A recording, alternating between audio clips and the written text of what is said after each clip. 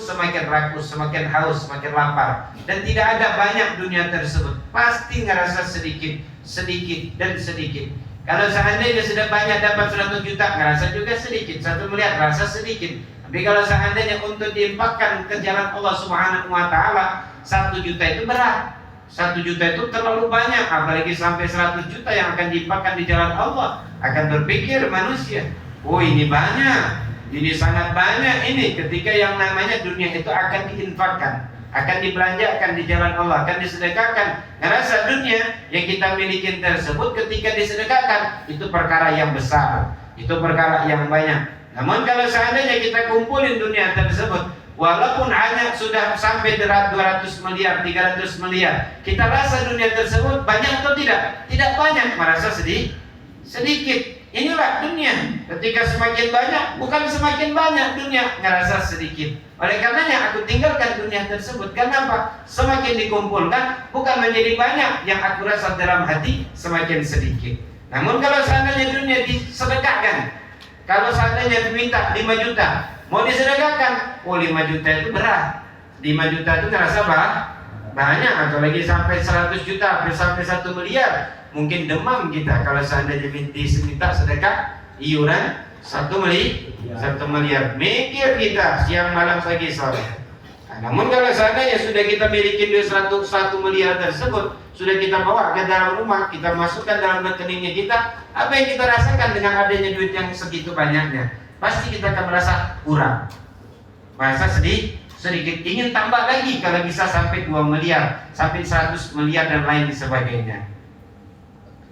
Oleh karenanya wali sur'ati fanaiha, dan aku pun meninggalkan dunia tersebut. Kenapa?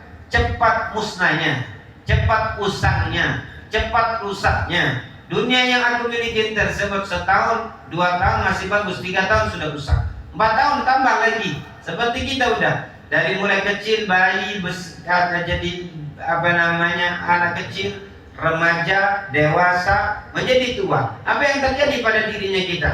Bertambahnya hari bukan bertambahnya kita itu bertumbuh kuat, sehat dan lain sebagainya. Bertambah hari semakin usang, semakin berkurang. Mata berkurang, pendengaran berkurang, akal berkurang, kaki berkurang, tenaga fisik berkurang. Inilah akan cepatnya bahwasanya proses berjalannya waktu tersebut menunjukkan akan apa?